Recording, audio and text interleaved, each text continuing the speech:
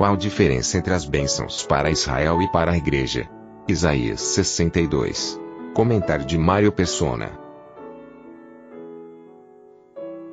Capítulo 2 de Daniel, Nabucodonosor tem um sonho de uma estátua representando os reinos do mundo.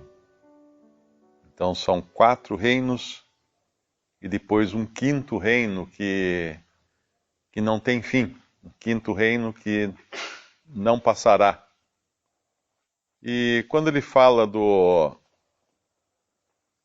quarto reino, no versículo 40, capítulo 2 de Daniel, versículo 40, e o quarto reino será forte como ferro, pois como o ferro esmiuça e quebra tudo, como o ferro quebra todas as coisas, ele esmiuçará e quebrantará. E quanto ao que viste dos pés e dos dedos, em parte de barro de oleiro e em parte de ferro, isso será um reino dividido.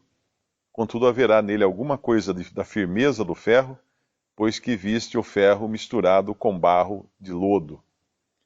Ele mostra um reino em duas etapas aqui.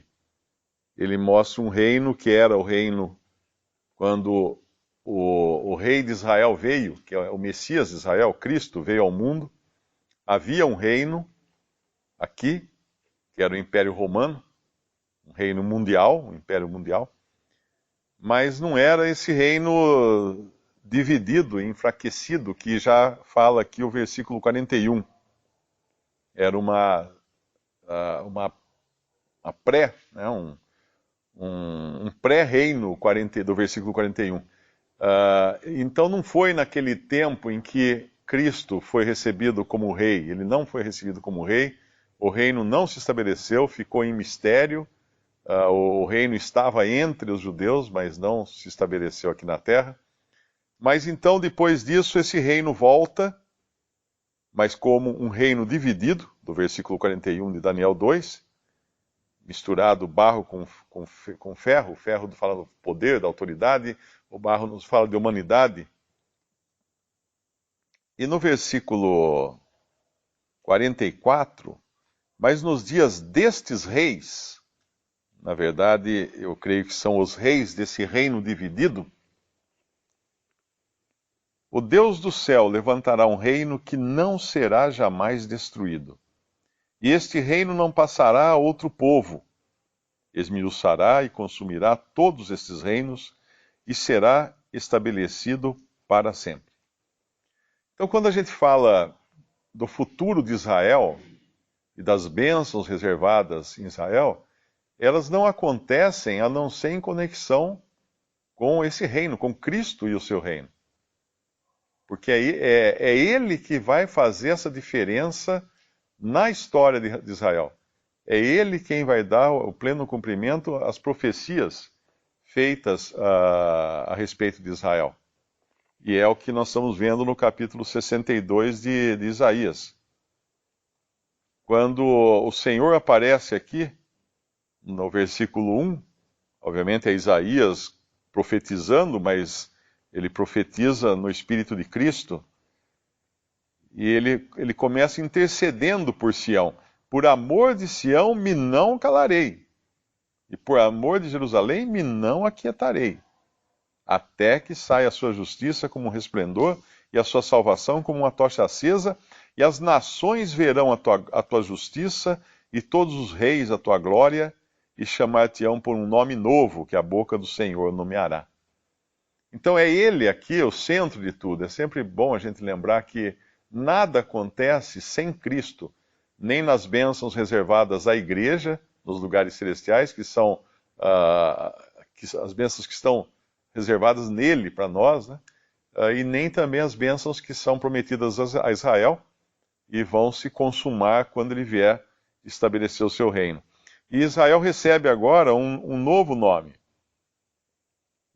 Já era um novo nome quando Deus trocou o nome de Jacó para Israel, assim como ele fez de Abrão para Abraão, assim como ele fez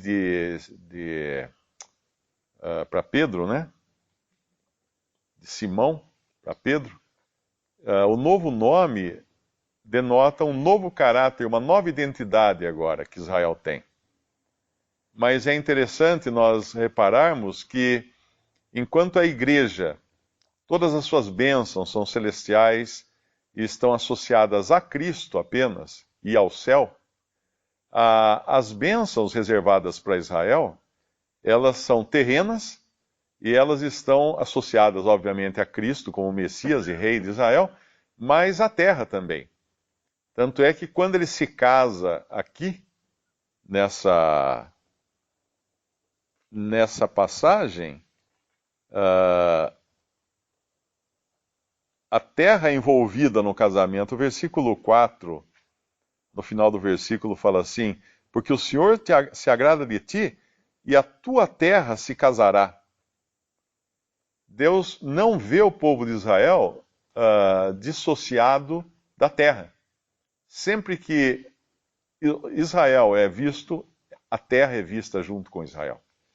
Porque foi assim que Deus determinou para esse povo, um lugar na terra, e é um lugar que tem tudo a ver com ele, com esse povo.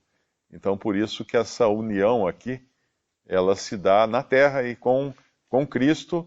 E aqui é interessante também que alguns confundem, né? Muitos cristãos acreditam que isso aqui esteja falando da igreja, porque está falando de um noivo, está falando de uma noiva, está falando de um casamento, e a gente sabe que tudo isso vai acontecer também com a igreja.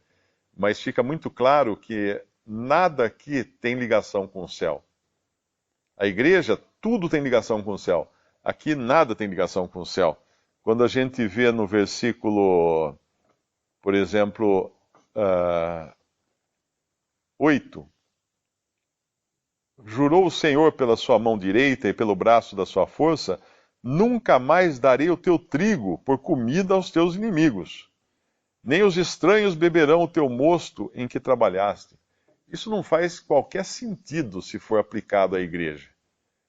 Não faz sentido algum, porque nunca a igreja esteve na terra associada ao que ela planta e colhe, ao alimento aqui. Não. A igreja aqui é peregrina, mas Israel sim, porque Israel tudo tem a ver com a terra. E nós nunca podemos dizer que os inimigos da igreja fizeram proveito do trigo que deveria ser da igreja, que a igreja trabalhou para produzir, ou do vinho, do mosto que a igreja produziu. Não, não tem nada a ver, é tudo terreno aqui. E assim é com Israel também.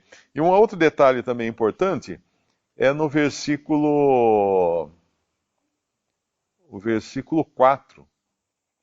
Nunca mais te chamarão desamparada, nem a tua terra se denominará jamais assolada. Para aplicar isso para a igreja, teria que fazer uma ginástica muito grande. Porque a igreja nunca foi desamparada. Nunca a igreja foi desamparada. Obviamente, o testemunho cristão na terra, esse foi arruinado pela mão do homem, mas a igreja nunca foi desamparada. Cristo ama a igreja, e lá a gente vai em Efésios capítulo 5, ele diz assim,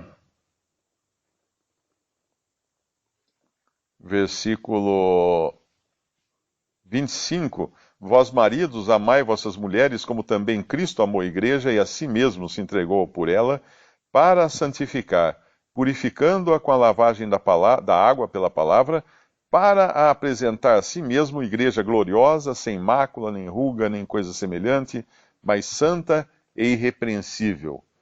E mais à frente fala, porque nunca ninguém aborreceu a sua própria carne, antes a alimenta e sustenta, como também o Senhor a igreja, porque somos membros do seu corpo. Então, essa associação orgânica da igreja com Cristo, né, que é nós somos membros do corpo de Cristo, significa que nós nunca fomos desamparados. Cristo nunca nos deixou de lado, como igreja. Porém, Israel sim. Lá em Romanos capítulo 11, nós vemos falar de Israel. Capítulo 11, versículo versículo 25. Porque não quero, irmãos, que ignoreis este segredo, ou mistério, para que não presumais de vós mesmos que o endurecimento veio em parte sobre Israel, até que a plenitude dos gentios haja entrado. E assim todo Israel será salvo, como está escrito: de Sião virá o libertador e desviará de Jacó as impiedades. Este será o meu concerto com eles quando eu tirar os seus pecados. Então hoje, Deus colocou à parte, ou um endurecimento em parte, ou uma cegueira em parte, em Israel. É claro que Deus está cuidando também do seu povo terreno, né? Não deixou ele deixar de existir. Mas, como fala lá em Isaías, nós podemos inferir que Deus sim desamparou Israel. E sim, assolou, permitiu que Israel fosse assolada.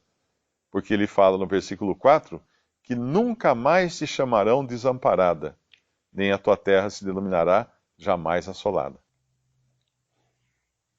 Esses dois nomes, Efizibá e Beulá, eu procurei o significado. Efizibá significa meu deleite está nela, e Beulá significa desposada.